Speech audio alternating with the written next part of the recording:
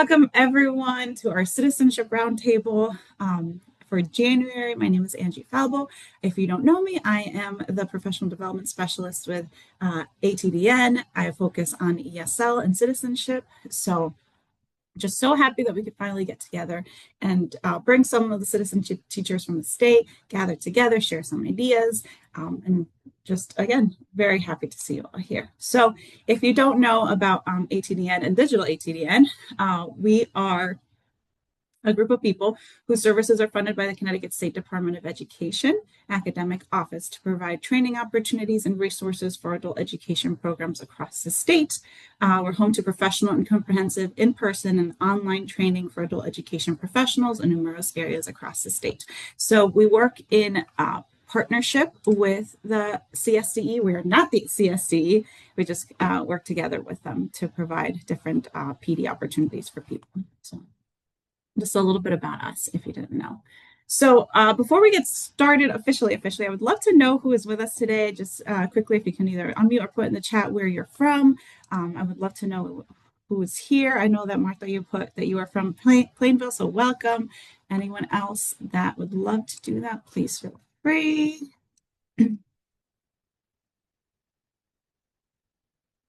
Hi, I'm Joanna, and I work with Literacy Volunteers of Central Connecticut in the New Britain and Middletown areas.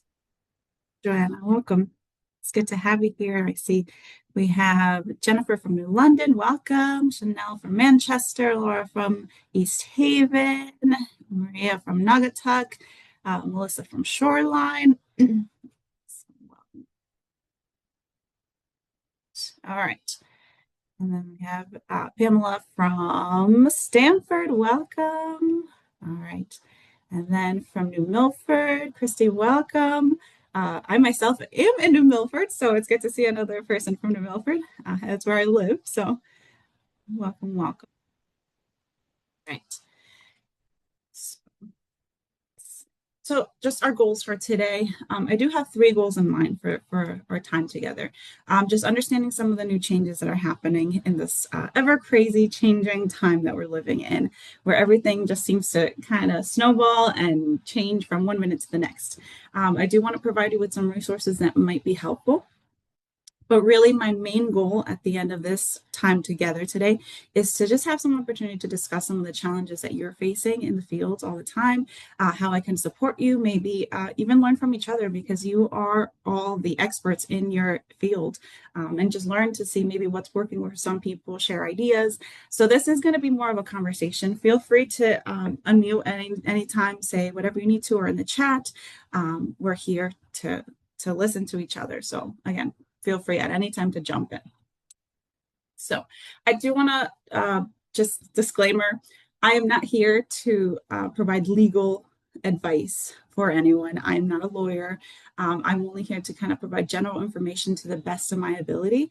And just to keep in mind also that what I might tell you today might change as soon as we hop off from this call. So it's not kind of like true or all that it is, everything, because it is changing so quickly. And it's also good for us to keep in mind that we should not be providing legal advice for our students, that it's best to always just encourage them to seek guidance from a legal professional. That's the best thing that we can do for them because we don't want to get them in trouble or get ourselves in trouble for that. So just always keep that in mind as you're kind of navigating through this. Okay. All right, so some of the changes that we are going through right now. Okay, so again, if we know this, the civics test has changed. There is a lot more questions in the question bank now that there used to be. They did change some of them. They changed the wording of some of them. Now there are going to be 20 questions that they're asked with 12 needing to be correct. I know that this is something that has happened since October, so you're probably already doing this. You're probably already trying to embed this in your teaching. So I did want to ask, how is this going so far? How is it happening? How have the students reacted to it? Has this caused more stress? Has this caused more anxiety through it? What has been your experience? So feel free to, again, unmute or type in the chat what you've been going through.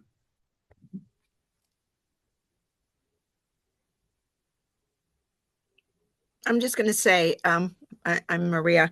I'm just going to say that I've been teaching it I've used to teach social studies. So this is not new, but I've been teaching citizenship in adult ed. This is going to be my third semester.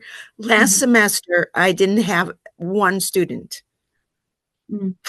It was in the booklet, it was announced, but one showed up. And then because it was just one, and she was like 3 years out from actually being able to go for the interview, Mhm.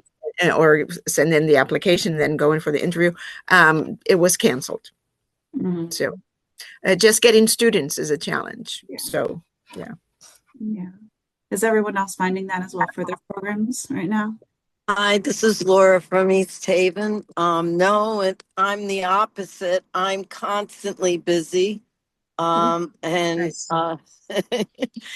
my only challenge right now is because some students still are having to study the 100 questions, and then there's newer group 128, and they're so different, the tests, that you that's the juggling. That's the hardest part I find right now with the transition.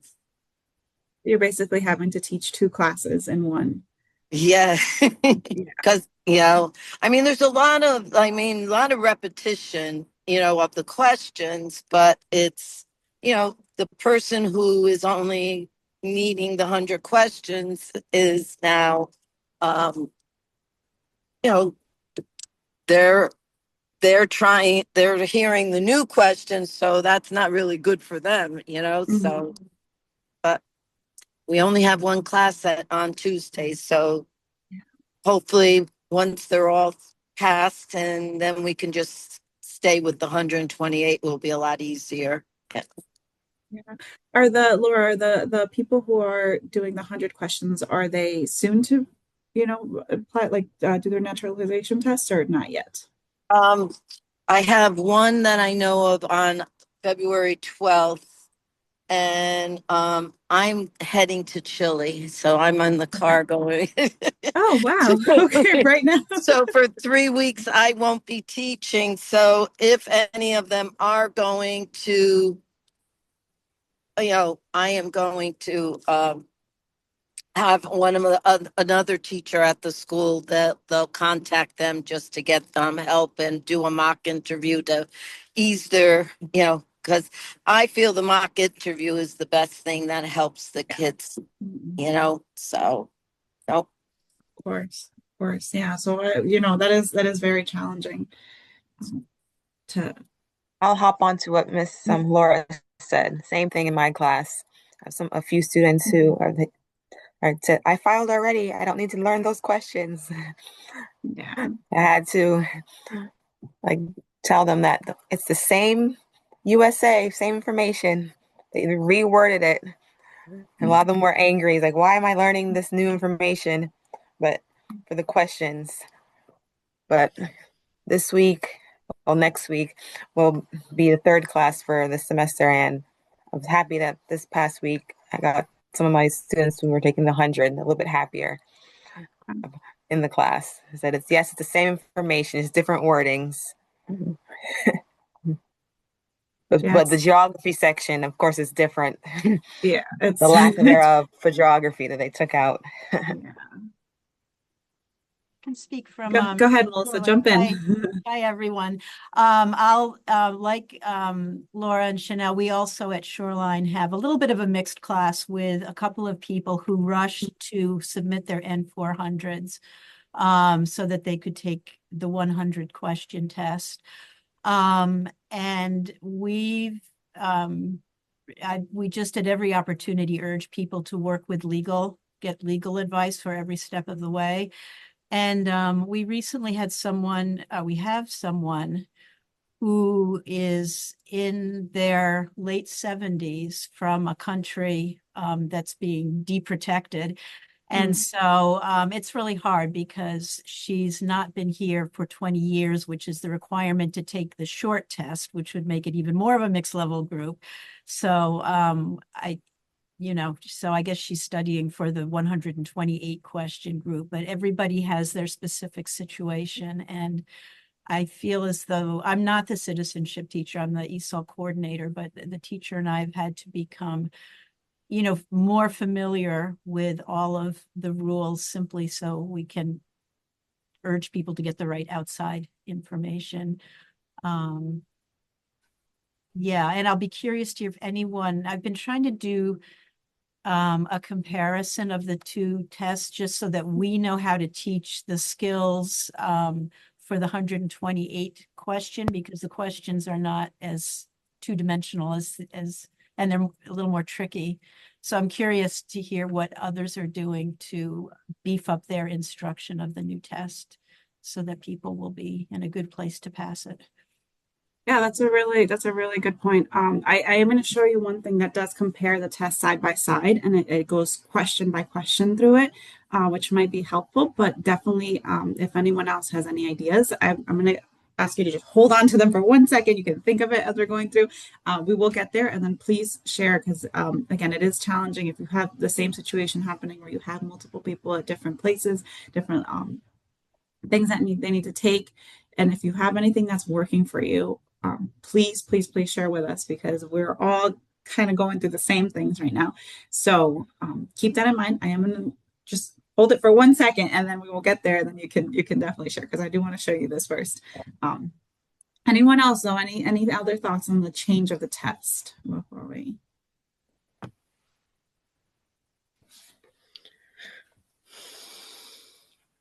So just another big change is that they're changing on how they're checking for like good moral character. It's not just looking now at checking like the criminal history, kind of that sort of thing, but they're actually looking at things also that add on to the character, not just take away from it. So they're also looking at more of like a holistic approach where like, what are they doing? How are they being I guess, productive members of society? What do they give? Like, what do they add on to the society that makes them like, oh, that they should stay? So they're kind of going a little bit more in depth with that. That is good and bad in many ways, right? Like it's good because, okay, it does show a more holistic approach of the person that they're a good person, but then it does say like, oh, they're not doing enough. And it could kind of impact or kind of, make it a little bit more nerve-wracking for people applying, because then they feel like they're not doing enough. They might, and especially right now with kind of the situation in the country and everything going on, people are scared to leave their houses. People are scared to, join new things, provided their personal information for anything. So it might be scary to join, an organization, to volunteer their time, to do all these things. And knowing that they are kind of looking into this a little bit more can be very nerve-wracking. So just something to keep in the back of our minds, that it is kind of a change that they've put into place. Angie, this is Melissa at Shoreline. Have they are there specific examples? I mean, I've heard, and I haven't researched it much, but rumors that they're looking at social media use and that they're calling on neighbors, but have they identified specific types of productivity or good moral character that they're looking for? So I assume employment is one. Yeah. So what I saw on like the USCIS website, and again, it's so complex, and they never make anything easy of just saying this is what we're looking for. It's a whole thing. But it seemed like it was very much like they're looking at like religious organizations work, like reaching out to their work, reaching out to neighbors. They're doing more of like reaching out to people and actually either showing up in person or like calling and saying like, how is this for, like getting like references almost type But of who thing. are they calling? They're calling churches, or they're calling bosses, or who are they calling? Yeah, both. They're kind of looking into all those areas. So what it said is that there's no specific, or so it seems yet, no specific list of things that they're looking for. It's just more of like, what can they get? And it changes right now. There's no definite definition of like what is that they're checking into. It could be like case by case scenario. All right. So again, so far as I looked, this could totally change 5 minutes from now. So and they don't put dates on any of the pages, so it's really hard to know what's been updated and what's the old information. It's really shabby. Exactly. May exactly. I say? So it is. I'm going to show you something that might help a little bit. It is a little complex, but it might help a little bit with this. But it is, just kind of encouraging people to do the best that they can to, be involved in something, whether it's just, making sure that they're doing a good job if they're working, like be a good worker, try to, be the best that they can be. Or if they're going to church, try and, do that, like just encouraging them to do all these things right now as best as they can to help their case, whatever we can do to help them even just a little bit.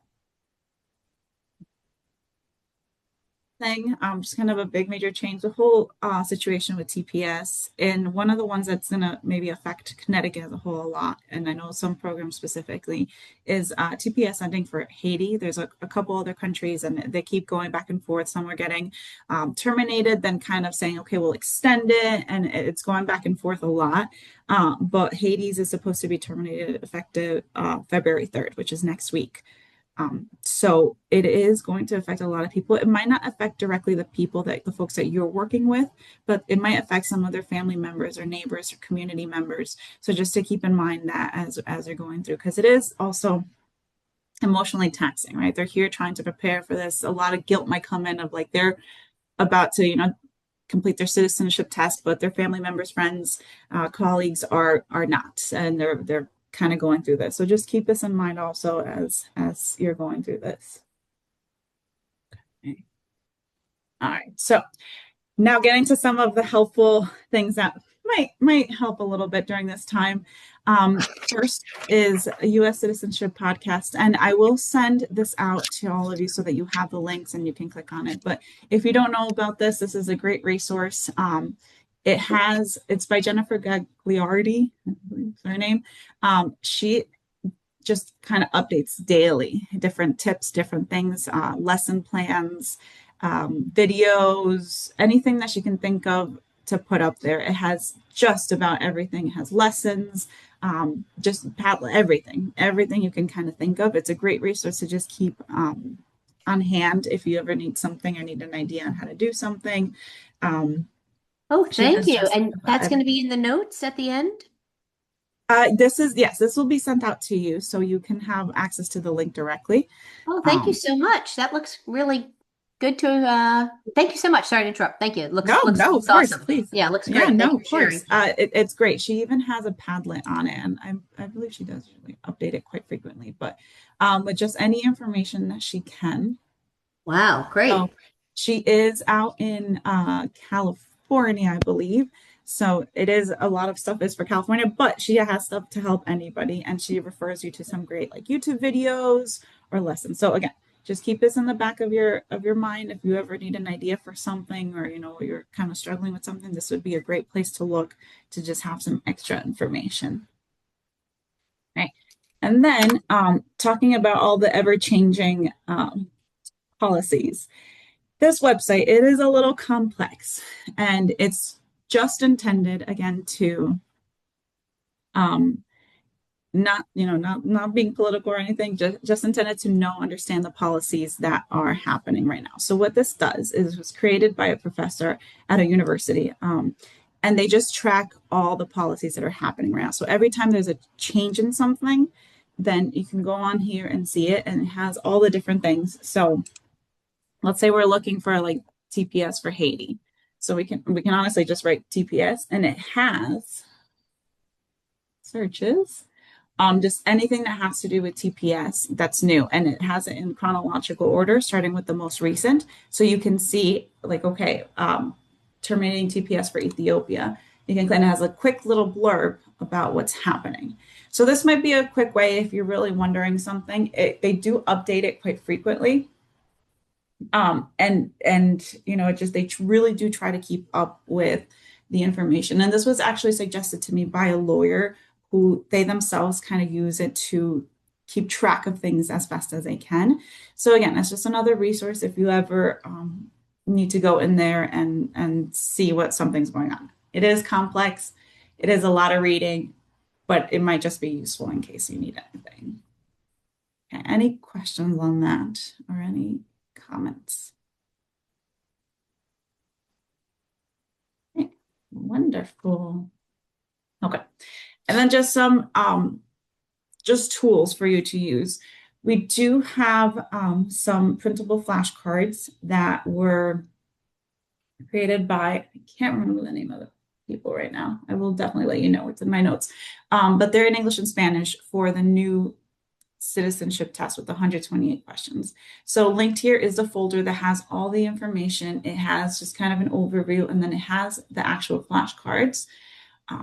And then it does have information on how to print it so that you can print it well and use it in your classroom. But it is set up like this by East Bay Sanctuary. That's what it is.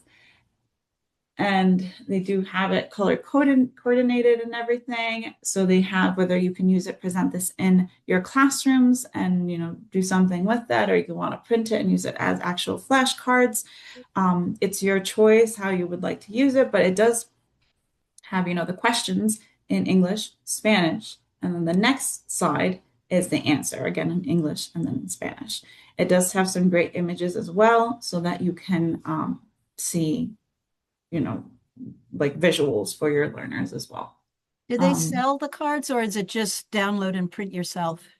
It's just a download and print yourself right now. I know that USCIS used to kind of do their own flashcards that you can request and everything, but they haven't done that as far as I know. When I was talking to someone, to a lawyer as well, and they said they haven't heard of anything again that they've done. But this program did create, they provide legal services for people out in California as well. And they did put together this that made it accessible for people to print their own flashcards from the new questions. And also on the USCIS site, there is a way to produce flashcards. I'm sure you guys all know that. Yeah, it's the old test. Is it the old test? It's the old one, but I don't, yeah, You can't but use the old ones. You have to use the new ones, really. I don't know. I find the content is so similar that No, they updated. They have yeah, both. They have both tests that you can get the flashcards. yeah, Yeah. yeah. I like their site. I mean, it's got a lot of options, but if you hack around a bit, I don't know. I've used it for their flashcard maker. I found it pretty good.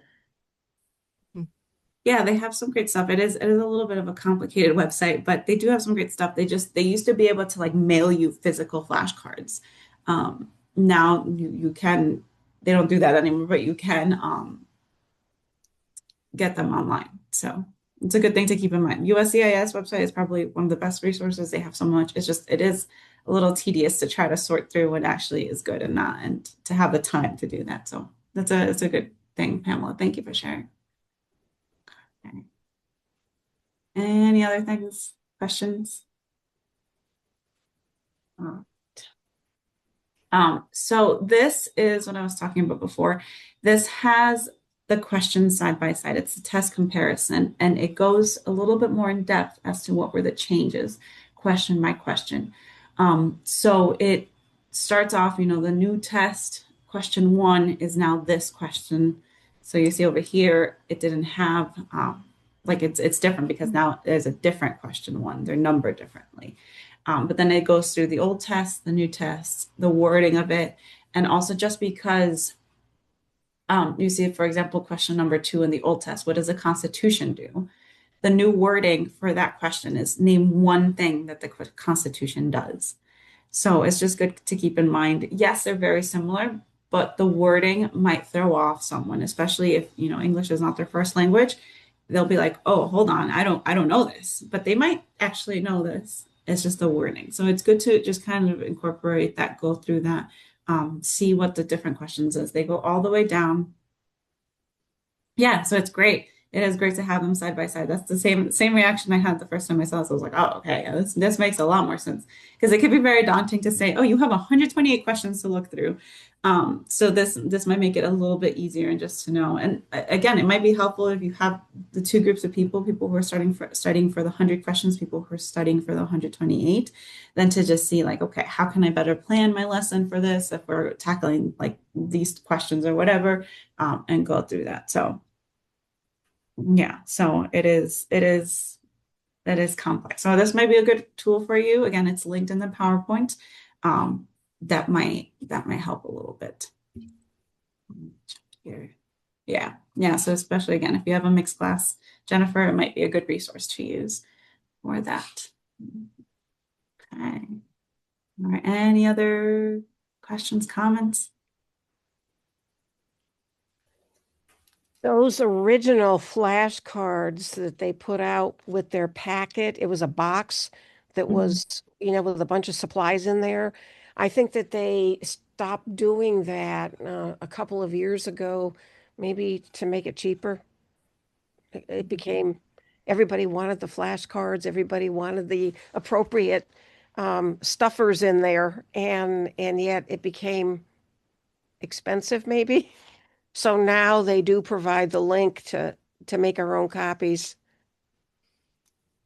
Yeah, yeah, I'm assuming that's the case too. It's very easy to just put something online and you print it as you need, right? Because that's kind of what Right. I'm doing. I'm like, So here's the so we resource. so we do it on paper, but the original flashcards, which I have saved, are nice colored Yeah, cardboard, or yeah. cardstock.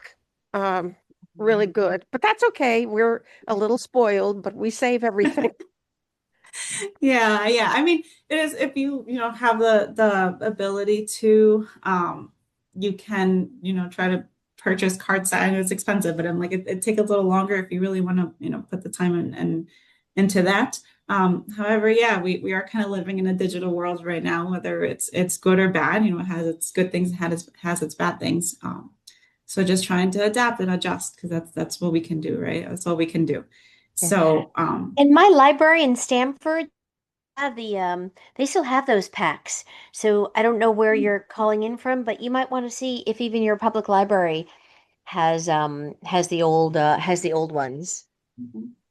Yeah, that's definitely a good thing. Or there's maybe some organizations around you. Just definitely keep in mind about the changes of the test. So Yeah. if you're, just make sure you're using the appropriate resources for your appropriate group of people. Again, it's complex right Yeah. now. So Right. Yeah. yeah, Sure. Yep.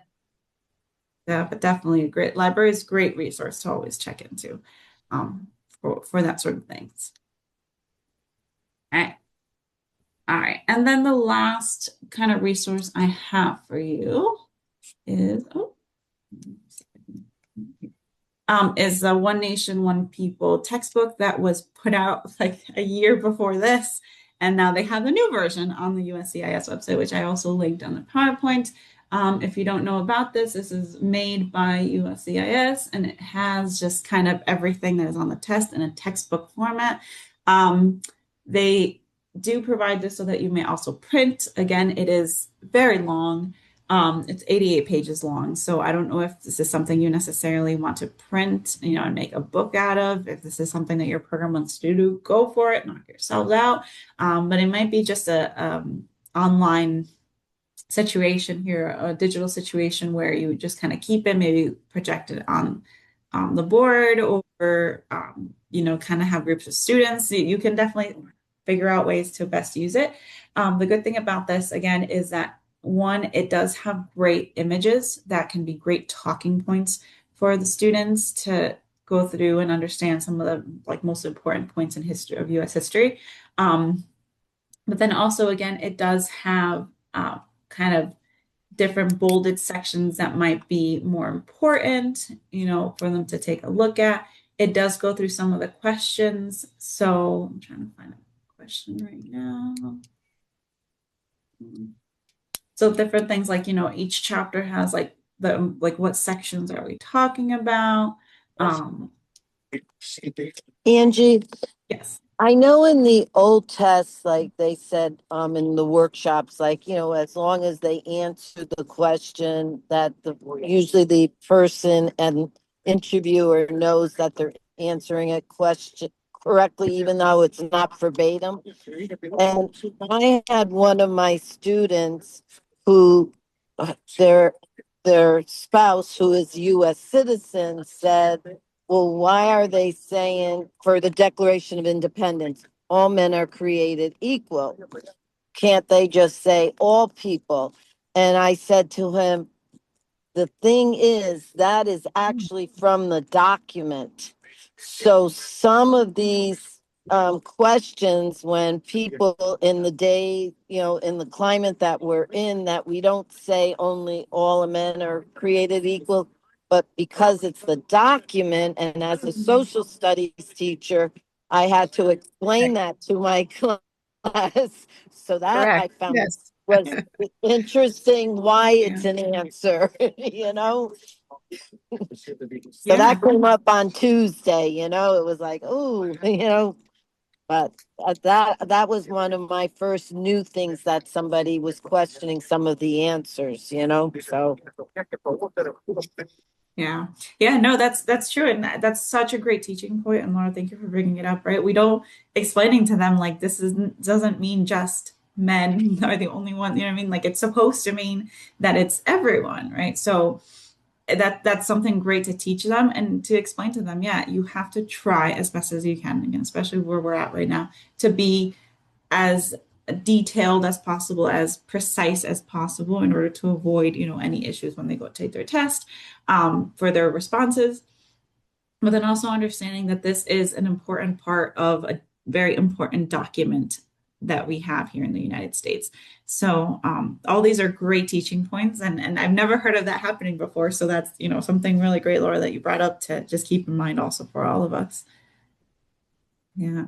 Any other people have any other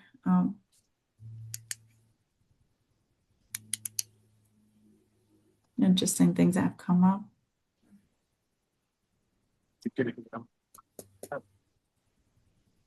Martha, I see that you use it.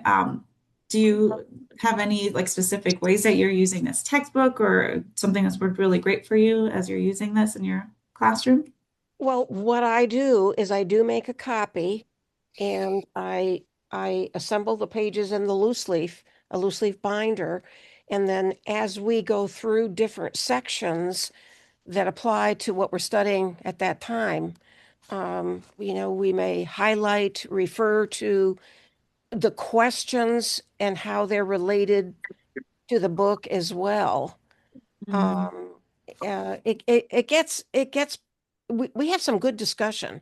We had a mhm. very it was, oh gosh, it was before, when was it? It was last year.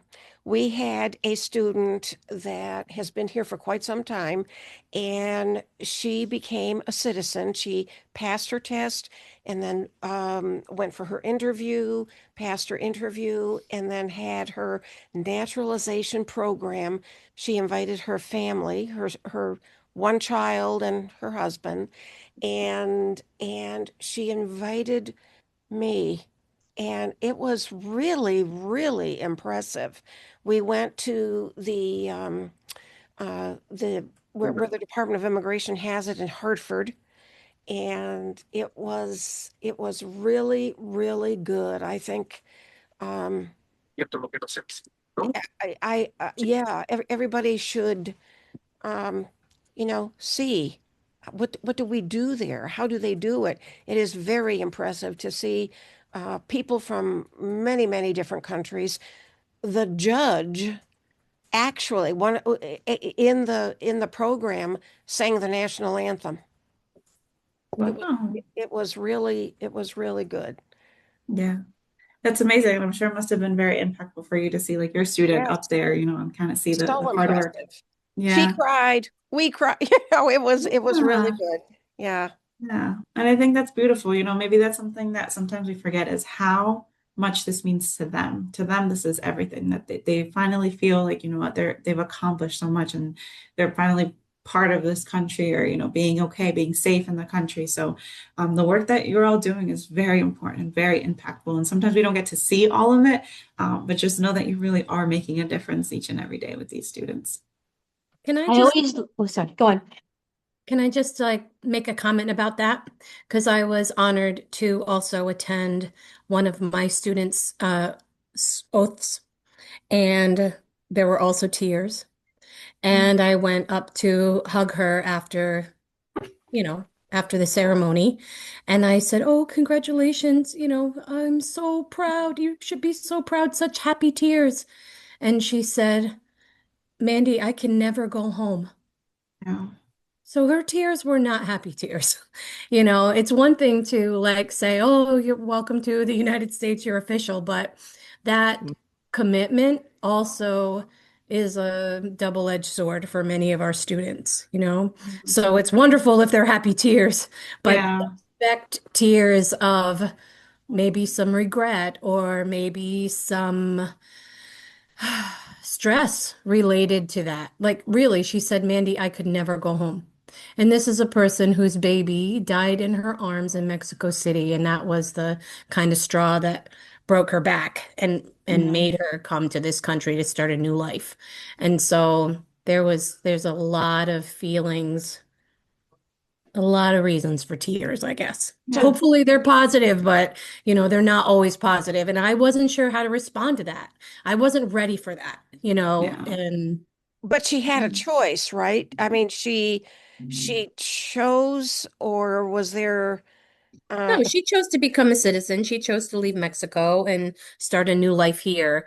But she knew that once she became a citizen, that she would not be welcome back home. She couldn't go be- back home, even if she really wanted to, because because that Yeah. was of the family? dynamic in her family. Yeah. Yeah. And it's You also know, always remember, no I matter can what. I when my students do this, I think half the reason too, I am first generation here, and I remember the feelings that you're talking about now with your student. Mm. With your student. That is a real you have a choice. And my dad used to always um, um, point out different things. He would kiss the ground. He he um he just would kiss the ground every time the Memorial Day flag went by, or whatever. And I totally understand that. I do have one question. When you study the oath, and they don't have to memorize it, but we just tell them these are the words, and we are encouraged to define the words. So, did some of these words discourage her from going home? Because absolutely, entirely, did she maintain dual citizenship? No. No, Renee? I'm sure a lot of it was personal for her, where, she chose to leave the family farm, she chose to start a new life. And, I guess your wonderful story about, sharing those happy tears was beautiful. But when I thought they were happy tears, I was sharing with my student, it turned out to be trauma, Yeah, you yeah. Yeah. know. And it's So I important to just kind of remember. wanted to share that Yeah. perspective. Yeah. Of course. Of course. Thank you, man. It's important to remember that it's true. Everyone's experiences are different, right? They Sort of have like when your different kid reasons for gets doing married, that. you miss them. And Yeah. yeah, no, so just to remember that, everyone's it's hard. Every single person that goes through this process has a different, thought process, and they might be happy, but also mixed feelings. It might be difficult. It is challenging. It's scary. A lot of it is, after going through a lot of trauma or different things. So it is important to keep that in mind and to always just be sensitive to what our students need and to how we best can support them. I guess that's really at the end of the day, all we can do is be there for them in the ways that they need it. And just keep that in mind. So thank you both for sharing. It is very opposite situations, but it's good to bring it up and to just keep in mind. All right. I just like to add that as a naturalized citizen myself, um, and I did it when I was 19. It is emotional. Yeah. It is complicated. Mhm. I didn't have trauma, but you feel that pull at the same time. So, but every day I say, God bless America. Thank you Yeah, for of course. listening. Yeah, of course. No, Maria, of course. It is, I myself immigrated to this country with my family. I completely understand, Maria, where you're coming from. It is hard. It is Sorry. challenging and it's Mhm. mixed feelings. It's happy, but it's also mixed feelings. So Yes.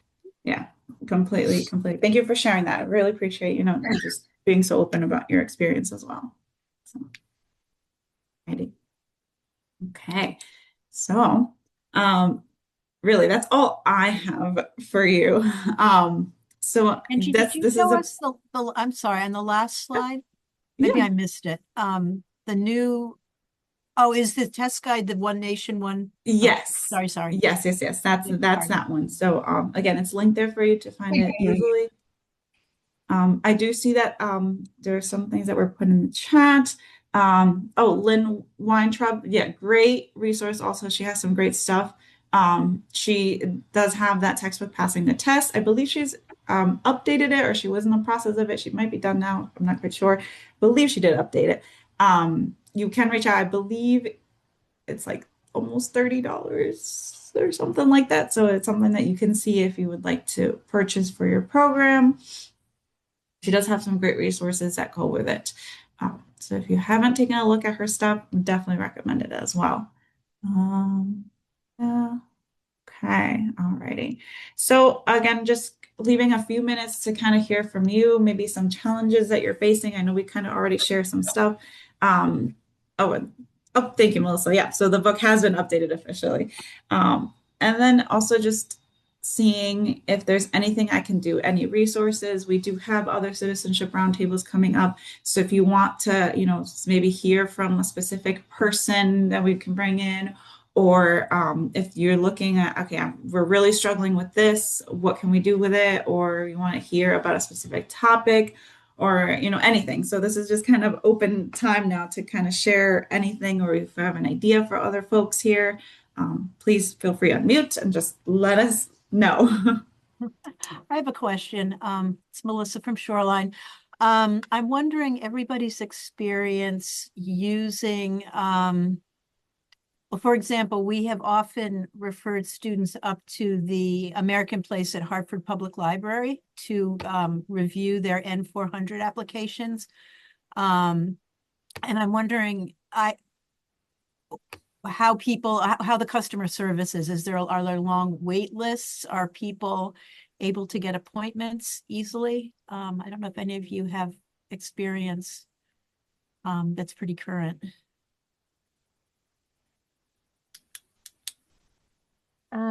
I also refer people to the American Place, and they're really the only the only ones I know of. So I continue to refer people there. I don't know about their experience. We have a couple of students right now who I think do go there and had a very positive experience. But I know last year there were times when I tried reaching out to them, probably 4 times through email, the form on their website, phone call, and I never got a response from them.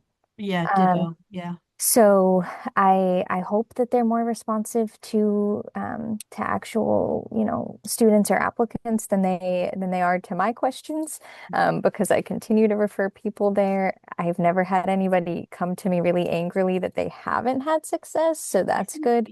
But I know my own experiences have been sort of a mixed bag.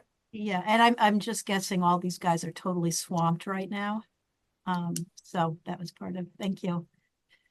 Yeah, and Hi, I think they did Cora. start charging too. They used to be free and now they charge a fee for it. Sorry, go ahead. No, are you there? If you go on the Notary Association, there is for $150, I think it was when I did it, that helps you be a preparer for the N400. And you as a teacher can take that course and it will prepare you and you can be a preparer on the N400. So you do not have to refer people to other places. That's interesting. That's really interesting. I know at our program, we have a really strict line between what teachers do and what lawyers do. So, but we're pretty conservative in that way, I think. Yeah, but the thing The is knowledge, yeah. the preparer can be you. I mean, anybody. Mhm. And the thing is, the lawyers are the ones telling you that be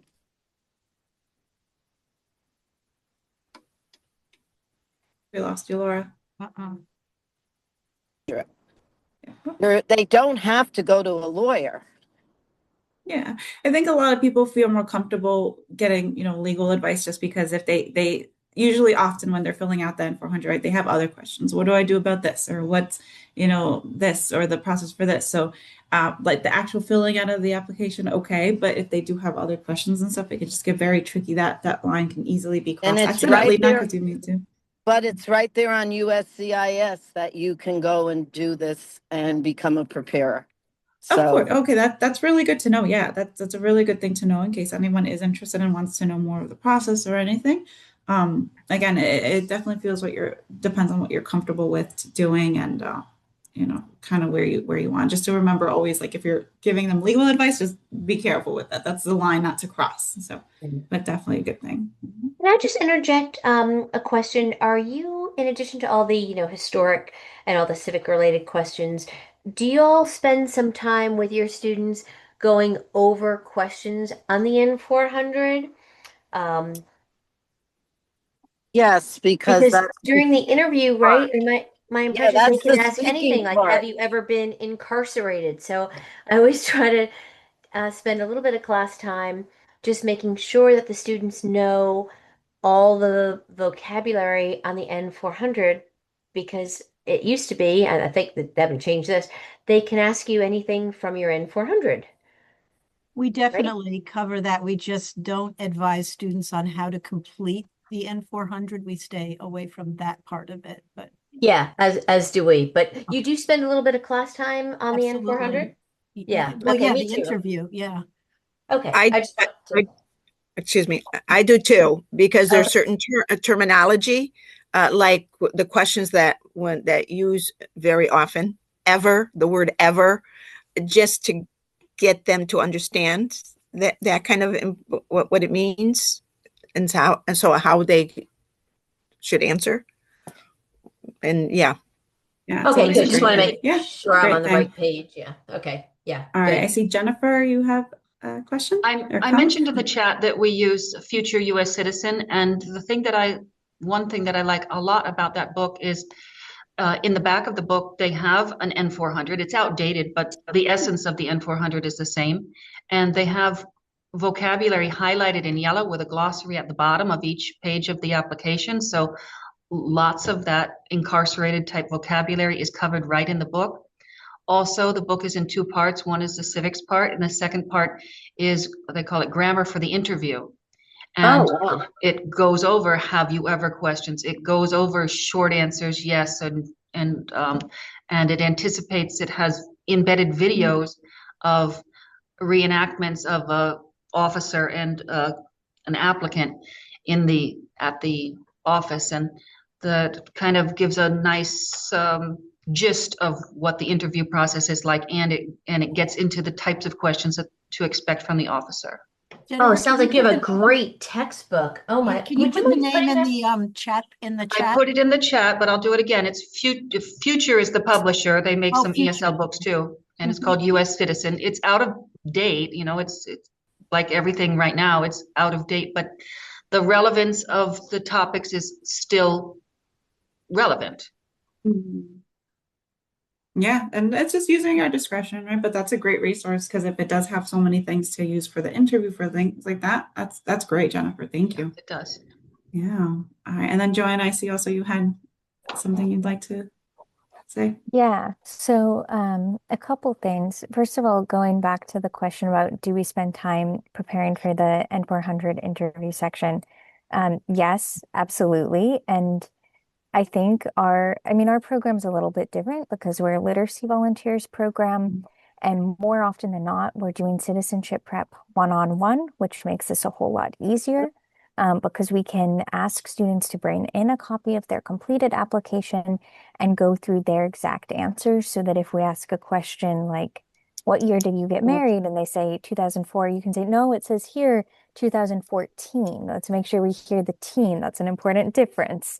And so having the actual students' answers and practicing those questions has been really helpful, I think, because more often than not, students are really motivated to learn and for the citizenship test. And so they can memorize the answers to the 128 questions if they really set their mind to it.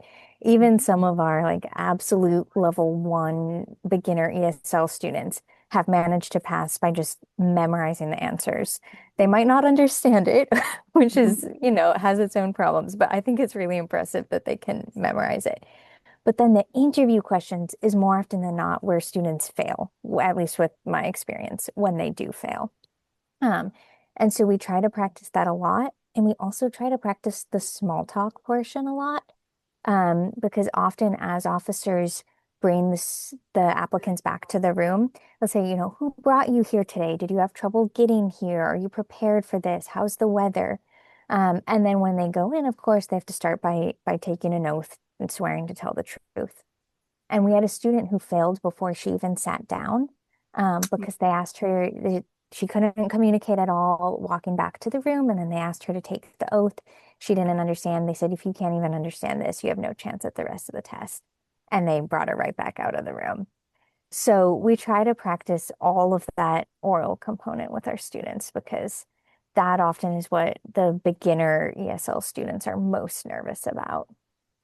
And then one other suggestion that I found really helpful, there's a website called USA Hello, and they have a list of the civics questions, both the old ones and the new ones, and I think 18 different languages.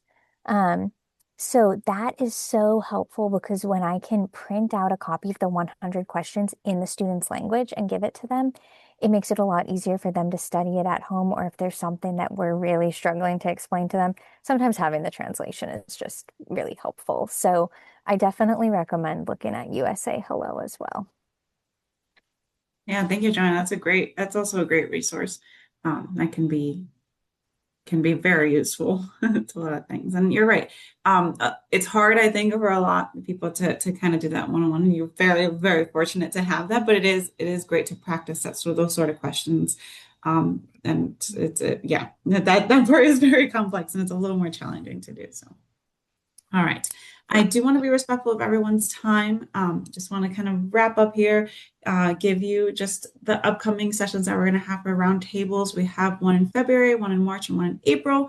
Again, I invite all of you to join us again to let me know if you didn't get a chance to say something now. You can always email me. I can always send it out to the rest of the field if you have any other resources, or if you see that there's an area that you're certainly, kind of struggling with throughout their time not on this call, please email me also, and I'll try to get some resources out to you. So just keep these dates in mind. You can always register at the ATDN website, just how you registered for this one. Then I just want to remind you of our digital ATDN staff. They're wonderful if you're having any sort of trouble with any digital literacy, or you'd like to know maybe how to use certain technology or anything. They're great. You can reach out to them. It's going to be linked here also. They're wonderful and can help you. I turn to them for a lot of things as well. So just remember that they're there. And us as just the ATDN staff, we're always here for you if you need anything. Again, feel free to reach out anytime, and we try to be, as quick and responsive as possible. Again, thank you for joining us today. If you would like to say and have a last couple comments or questions, I'll be here for about 5 more minutes. But other than that, thank you so much for being here. It was really great to just hear from all of you. Okay. Thank you. And if you can maybe put some of the resources that were mentioned on the call just in your generic email when you share your PowerPoint slides, that would be great. Yeah. Like the future publisher for the textbook, and yeah, because thank you so much. I love sharing resources, and if you could put them all in one email in one place, that's better than my little scrappy notes that I took during the call. Of course, yeah, I can definitely do that. I know, but I'm so happy to hear all of you kind of sharing with each other, because I know that we don't often get a chance to do this. So Yeah, it's it's great to just fantastic. share. Thank you so much. Of course, yeah. All right. Any other last minute comments? Alrighty then, I am going to pause.